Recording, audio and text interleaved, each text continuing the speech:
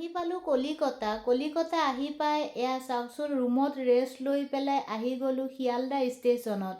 এখনৰ পিছত এখন লোকেল ট্ৰেইন আহিছে আৰু গৈছে। মানে বাছ যেনেকৈ হাজাৰ হাজাৰ গুণ অসমতকৈ বেছি, ঠিক লোকেল ট্ৰেইনো হাজাৰ হাজাৰ আছে, যিবোৰ ট্ৰেইন আমাৰ অসমত নায়েই, ইলেক্ট্ৰিক ট্ৰেইন।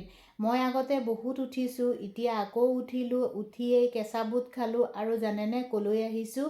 সেই যে আমাৰ আজি 19 বছৰৰ প্ৰিয় বন্ধুজন আছে, বন্ধুজনৰ ঘৰত আহিছিলোঁ। চাওকচোন মোৰ মুখখন একদম পূৰা সাগৰৰ পানীয়ে ক'লা কৰি পেলালে।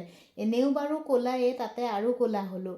ৰাতিপুৱা সময়তে আহিছোঁ, কিন্তু গোটেই দিনটো থাকিলোঁ, ভিডিঅ' কৰিবলৈ নহ'ল। মানে বহু বছৰ মূৰত লগ পাইছোঁ, কথা পাতি পাতি ভিডিঅ' কৰিবলৈ পাহৰি গৈছিলোঁ। খোৱা বোৱা শেষ কৰি এয়া আমি গোটেইখিনিয়ে বহিছোঁ। আবেলি সময়ত আকৌ চাহৰ আড্ডা, কথাই শেষ নহয়। মানে প্ৰায় 6 বছৰ পিছত লগ পাইছোঁ।